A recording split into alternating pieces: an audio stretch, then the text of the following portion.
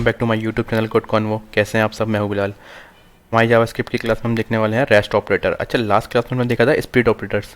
तो ये सेम जो हमें सिंटैक्स है इसका टाइप करने का, कोड करने का सेम है, मतलब 3 डॉट्स। लेकिन इसमें और स्प्लिट ऑपरेटर में फ़र्क क्या है, इसको हमें आज वेरीफाई करना है अपनी क्लास में। और पहले हम ये समझेंगे कि ये वर्क किस तरह से करते हैं और किस किस चीज़ों पे हम इसको यूज़ कर सकते हैं, इसके यूज़ केसेस क्या हैं। ठीक है, तो चले चलते हैं, इसको देखते हैं हम कैसे इसको इस्तेमाल कर सकते हैं जावास्क्रिप्ट के अंदर, या कैसे इसको हम यूज़ कर सकते हैं। मल्टी यहाँ पे मेरा एक ऑब्जेक्ट क्रिएट है जो हम लास्ट क्लास में देखते हुए आ रहे हैं। हम यहाँ पे वही ऑब्जेक्ट मेरा क्रिएट है। अभी हम आगे जाके इसकी एग्जाम्पल में इसको हम यूज़ करेंगे, इसलिए मैं इसको रिमूव नहीं कर रहा हूँ। और हम पहले इसको समझेंगे कि रेस्ट ऑपरेटर हमारा वर्क किस तरह से करता है। ठीक है, सबसे पहले तो मैं यहाँ पे एक अपना वेरिएबल, अपना एरे क्रिएट करूँगा डीस्ट्रक्चरिंग वाला। डीस्ट्रक्चरिंग में हम किस तरह से एरे क्रिएट करते हैं, कुछ इस तरह से मैं करूँगा ए बी और इज इक्वल टू मैं करूँगा दोबारा एरे। और इसमें हम जब डीस्ट्रक्चरिंग कर रहे होते हैं, अपने एक एरे क्रिएट करते हैं, उसको इज इक्वल टू करते हैं, उसके अंदर उसकी वैल्यू रखते हैं। ये हमारे वेरिएबल्स होते हैं और इसके अंदर हम इसकी वैल्यू रखेंगे। सही है, मैं रखता हूँ वैल्यू 1 2 3 4 5 6 7 8। आप समझिएगा इस बात को। यहाँ पर हमारे पास बहुत सारी वैल्यूज़ हैं एरेज के अंदर। सही, तो अब मैं कुछ इस तरह का काम करूँगा कि मेरे पास, जैसे मैं चाह रहा हूँ मेरे पास 3 के आगे की वैल्यूज़ मुझे चाहिए और मुझे एरे भी रिमूव नहीं करना। समझ आ रही है बात? तो मैं क्या करूँगा, मैं 1 बाय 1 उठाऊँगा, या इसको डीस्ट्रक्चर करूँगा, या फिर अपने स्पीड ऑपरेटर की मदद से उठाऊँगा। इस तरह कुछ भी नहीं करूँगा। हमारा काम जो है, हमारा कोड जो है इस तरह लंबा होगा। ठीक है, मैं क्या करूँगा, मैंने जो अपने वेरिएबल्स यहाँ पे लिखे हुए हैं, मतलब अपने डीस्ट्रक्चर के अंदर, मेरे एरे के अंदर जो मैंने वेरिएबल्स के नेम लिखे हुए हैं ए और बी, जो कि हमारे इसके वेरिएबल नेम है। ठीक है, 1 और 2 के। इसके आगे के अब मुझे वैल्यू चाहिए ना, 3 से मुझे वैल्यू चाहिए, 3 4 5 6 7 8, ये मुझे वैल्यूज़ चाहिए और इसको मेरे को यूज़ करना है। तो मैं क्या करूँगा, डॉट डॉट डॉट, जैसे हम स्पीड ऑपरेटर लिखते हैं 3 डॉट के अंदर, वैसे हम इसको भी लिखते हैं। मैं कर दूंगा रेस्ट।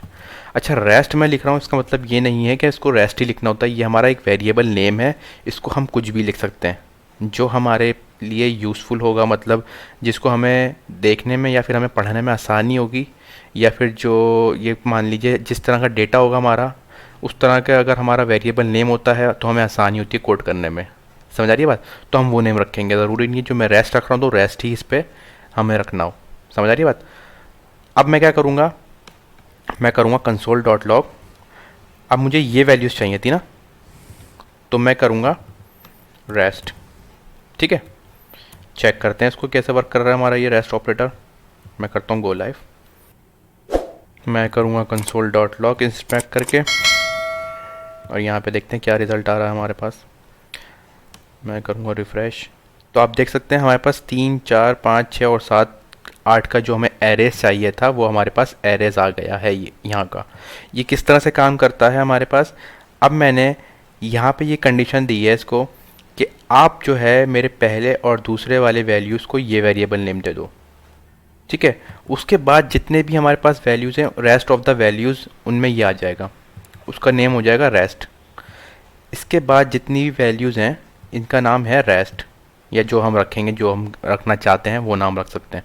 ठीक है, डॉट डॉट डॉट लगा के जो भी नेम देंगे वो उसकी रेस्ट ऑफ द वैल्यूज़ हो जाएंगी। जैसे अगर मैं यहाँ पे करता हूँ सी, तो अब देखिएगा हमारे पास जो वैल्यूज़ आएंगी 4 5 6 7 8 आएंगी। 4 5 6 7 8, इसका मतलब क्या होता है, हमारा रेस्ट ऑपरेटर इस तरह से काम करता है। अगर हमने, जैसे हमारे पास मल्टीपल्स एरे हैं, एक एरे के अंदर मल्टीपल्स वैल्यूज़ हैं। समझिएगा इस बात को, एक एरे के अंदर मल्टीपल्स वैल्यूज़ हैं और उसके अंदर हमें को कुछ इस तरह का काम करना है कि हमें रेस्ट ऑफ द वैल्यूज़ मिल जाए। हम एक वेरिएबल नेम दें, उसके अंदर रेस्ट ऑफ द वैल्यूज़ हमारे पास सारी आके सेव हो जाए। तो हम क्या करेंगे, एक एक करके हम कभी भी हम अपने एरे के अंदर या फिर अपने वैल्यूज़ को गैदर नहीं कर रहे होंगे, जहाँ पे हमें यूज़ करना है उन वैल्यूज़ को एक एक करके यूज़ नहीं करेंगे, हम पूरे रेस्ट ऑफ द वैल्यूज़ उसको ले लेंगे इस तरह से जैसे मैंने करा। अगर मान लीजिए मुझे ये 3 वाली जो वैल्यू है इसको स्किप करना है, तो हम जैसे स्किप करते हैं वैसे कर देंगे। अपने डी स्ट्रक्चरिंग में जैसे हम स्किप कर रहे थे वैसे ही स्किप कर देंगे उसको। ठीक है, यहाँ पर देखें रिजल्ट वही है, क्योंकि हमारी जो 3 का नंबर है हमने स्किप कर दिया, और उसके आगे हमने रेस्ट ऑफ द वैल्यूज़ हमें चाहिए थी, हमने वो गैदर कर ली। ठीक है, ये तो हो गया, हमने इसको यूज़ करा है एरेस के अंदर, डिस्ट्रक्चरिंग के अंदर। ठीक है, अब मैं चाह रहा हूँ कि मेरे पास ये सारी वैल्यूज़ आएँ, मतलब 3 जो मैंने स्किप करा है उसके अलावा मेरे पास सारी वैल्यूज़ आएँ। तो सिंपल जो मैंने ए और बी दिया है वो भी मैं कंसोल लॉग डॉट लॉग करके आपको चेक करवा देता हूँ, ए और बी। ठीक है, चेक करते हैं इसको। तो ये देखें ए और बी की वैल्यू हमारे पास अलग आई है। क्यों अलग आई है? क्योंकि इसको हमने एक नेम दिया हुआ है, वेरिएबल नेम। बाकी जो हमारे पास जितनी भी वैल्यूज़ हैं वो रेस्ट ऑफ द वैल्यूज़ हैं एरे की। तो हमारे पास सारी एक जगह पे उठ के पूरा एक एरे आ गया, पूरा एक सिमट के हमारे पास वैल्यू जब आती है एरे के अंदर तो एक एरे आता है कंप्लीट। ठीक है, वैल्यूज़ नहीं आती। इसमें से हमने वैल्यूज़ निकाल ली, अपने वेरिएबल में सेव कर ली, और उसको हमने गैदर कर लिया। ठीक है, यहाँ पे हमने रेस्ट ऑफ द वैल्यूज़ दिए तो हमारे पास ये एरे में आएंगी। समझ आ रही है बात? ये तो हो गया एक सिनेरियो इसको यूज़ करने का। अच्छा, अब मेरे पास कुछ इस तरह की कंडीशन है कि मुझे अपने ऑब्जेक्ट के अंदर जो मेरे एरेज हैं ये वाले, इसमें से कोई 2 एरे को कंबाइन करना है, और उसकी वैल्यूज़ को मैं यूज़ भी करना चाहता हूँ, लेकिन चंद जगह पे मैं उसकी कुछ वैल्यू को स्किप करना चाहता हूँ, और आगे की वैल्यू को, मतलब इसकी जो रेस्ट ऑफ द वैल्यूज़ हैं उसको यूज़ करना चाहता हूँ। किस तरह से मैं आपको समझाता हूँ मैं क्या काम करना चाह रहा हूँ, जिसकी वजह से मैं आपको एग्जाम्पल दे सकूँ। मैं यहाँ पर आता हूँ, मैं करता हूँ कॉन्स्ट एरे, इसमें मैं रैम दे देता हूँ पिज़्ज़ा एंड पास्ता।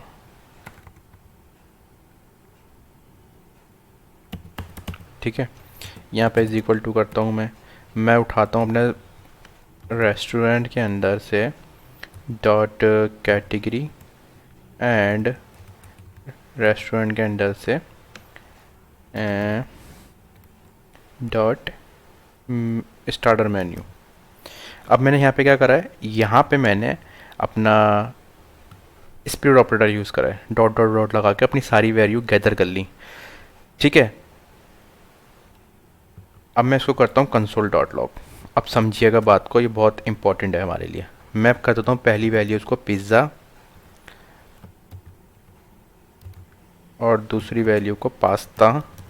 ये हमने वेरिएबल नेम दिए हैं, ये कुछ भी कर सकते हैं, ज़रूरी नहीं है जो मैंने दिया है वही आप दें, मैं आपको ये बार बार समझा चुका हूँ। ठीक है, अभी पहले इसको देखते हैं, उसके बाद आपको रिजल्ट दिखाता हूँ। यहाँ पर हमारे पास 2 वैल्यूज़ आ गई, फास्ट फूड एंड पिज़्ज़ा। ठीक है, अब इसके आगे मैं कर देता हूँ रेस्ट डॉट डॉट अदर्स।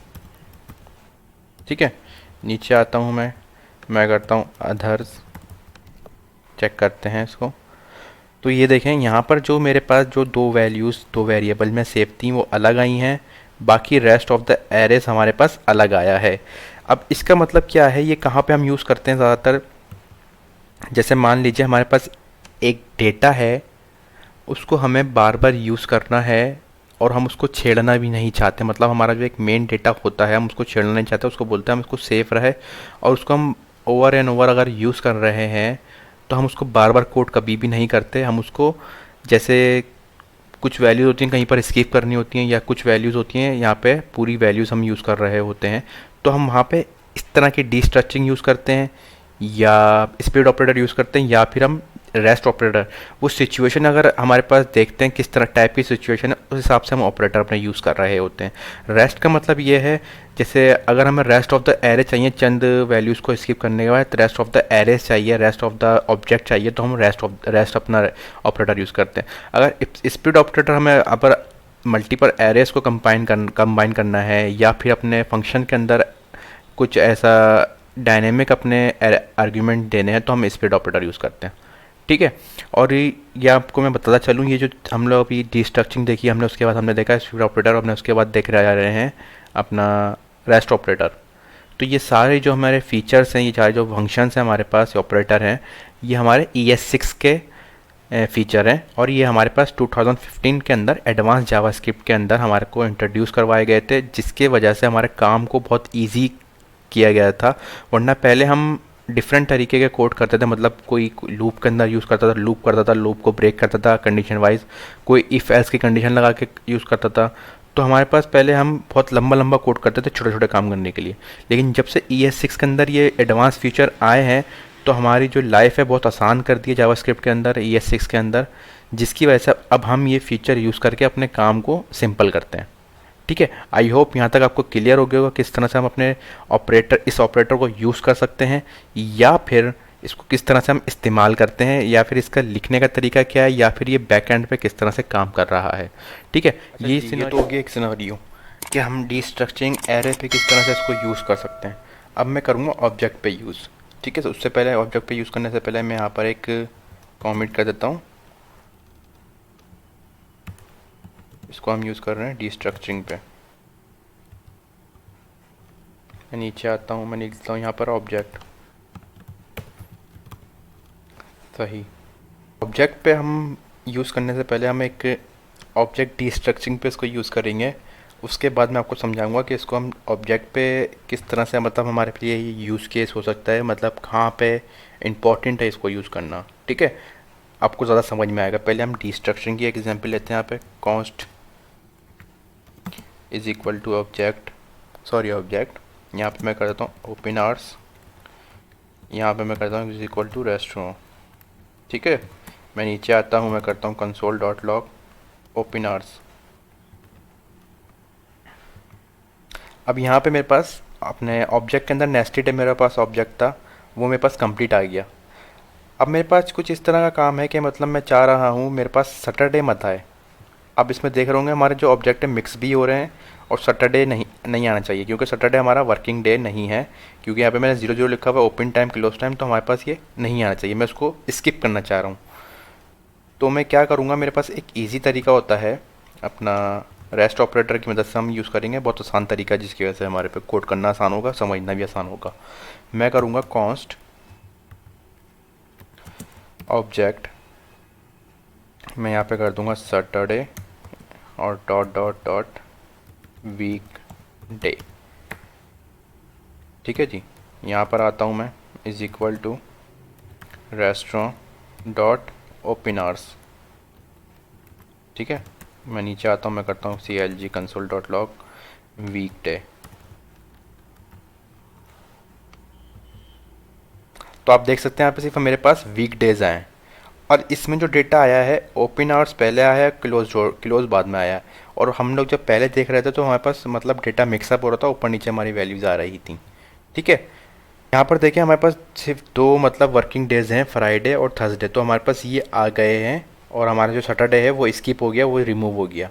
अब हमारे पास बाज़ औक़ात ऐसा सिनेरियो होता है, हम एप्लीकेशन क्रिएट कर रहे हैं, उसमें हमें जैसे हम एक फ़ूड की एप्लीकेशन क्रिएट कर रहे हैं या फिर मेडिकल एप्लीकेशन यूज़ अपना क्रिएट कर रहे हैं, तो उसमें हमें अपना वर्किंग आवर्स वगैरह में या फिर अपना वीक डे में, वीकेंड डे में हमें कहीं कहीं जगह पे कुछ डेटा स्किप करवाना होता है या अपना इग्नोर करवाना होता है।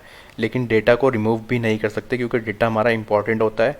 उसको हम बार बार कोड नहीं करेंगे, हम एक जगह पे कोड करके उसको सेव कर देते हैं। उसको हम फिर डिस्ट्रक्चरिंग की मदद से, रेस्ट ऑपरेटर की मदद से, स्पीड ऑपरेटर की मदद से अपना मैनिपुलेशन करते रहते हैं उस ऑब्जेक्ट के अंदर, एरे के अंदर।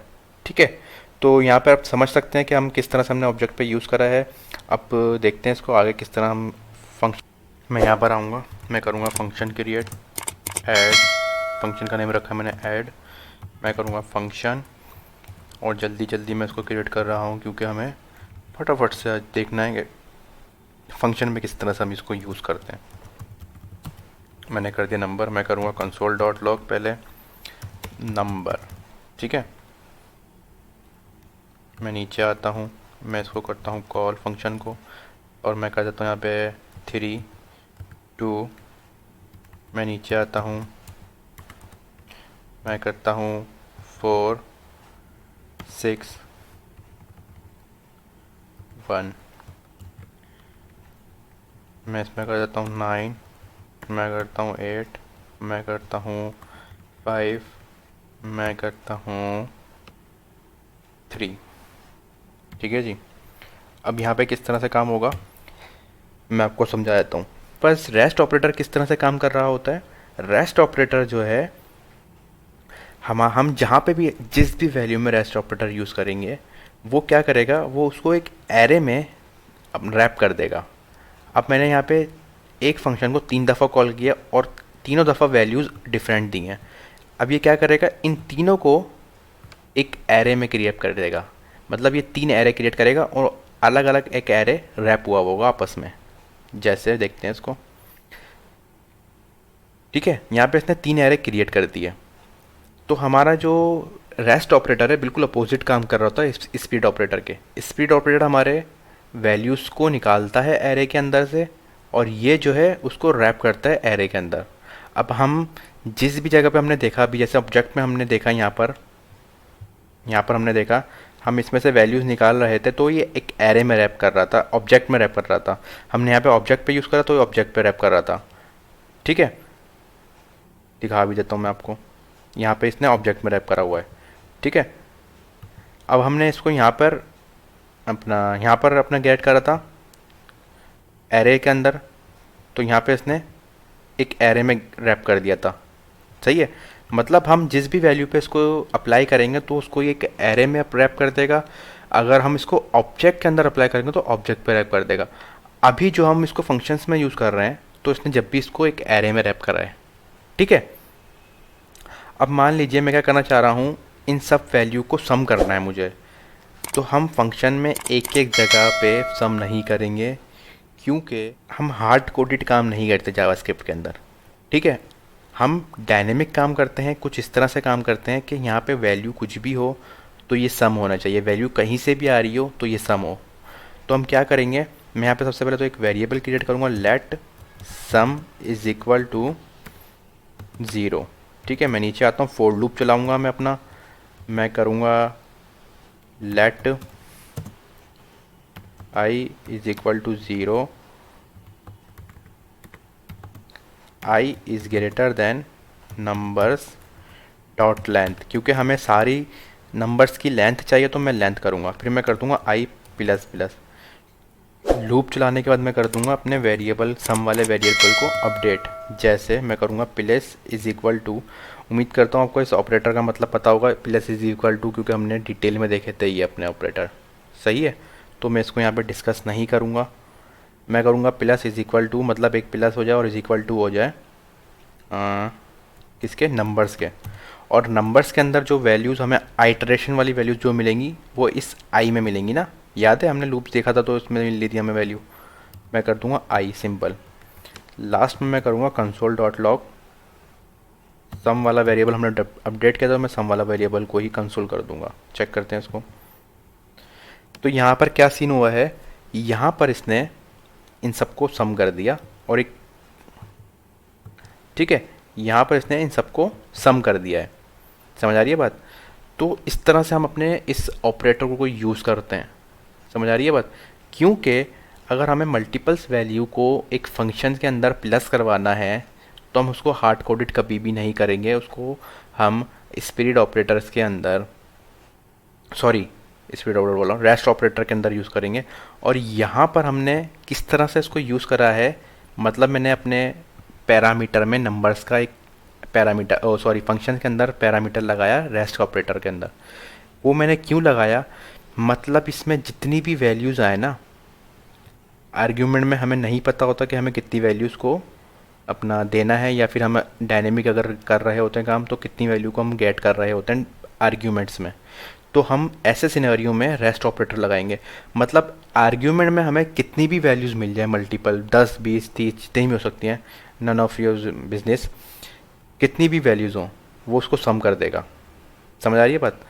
अगर मैं इसको 2 पैरामीटर्स देता, मतलब 2 पैरामीटर्स के ए और बी मान लिए मैंने वेरिएबल्स पैरामीटर्स दिए, तो मेरे को यहाँ पर मैं ब्लॉक होता कि मैं सिर्फ उसको 2 ही आर्गूमेंट दूँ, अदरवाइज़ वो एरर क्रिएट करता अगर मैं तीसरा आर्गूमेंट उसको देता, क्योंकि उसको वैल्यूज़ नहीं मिलती। सही है, मैंने यहाँ पर क्या करा, मैंने एक रेस्ट ऑपरेटर बना दिया और उसके बाद यहाँ पे मैंने पहले 2 आर्गूमेंट दिए, उसके बाद मैंने नीचे वाले में 3 आर्गूमेंट दिए और उसके बाद मैंने 4 आर्गूमेंट दिए।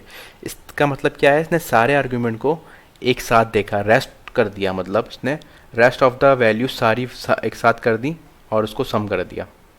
ठीक है, मैं आपको एक यहाँ पे एक छोटी सी एग्जांपल और देता हूँ फंक्शन से रिलेटेड। मैं अपने ऑब्जेक्ट में आता हूँ, यहाँ पर एक मेथड क्रिएट करता हूँ ऑर्डर नाउ के नाम से। ठीक है, यहाँ पे मैंने करा फंक्शन और यहाँ पे मैं कर दूँगा कंसोल लॉग। उससे पहले मैं करूँगा यहाँ पे ingredient 1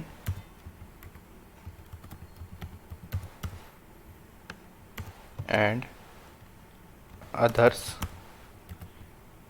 ingredient।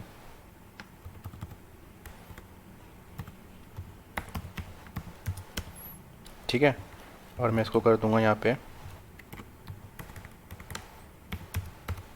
ingredient और यहाँ पे मैं कर दूंगा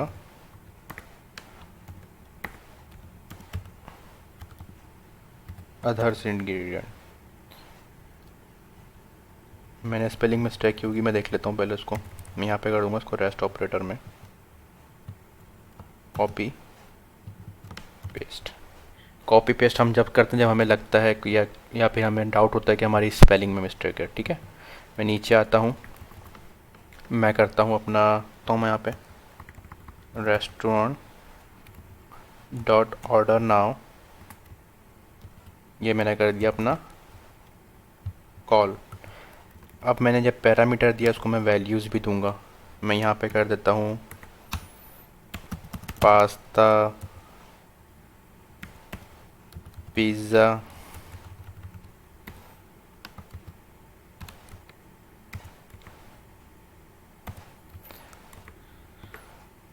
जल्दी के चक्कर में थोड़ा मेरे से मिस्टेक्स हो रही हैं, बहुत छोटी छोटी सी।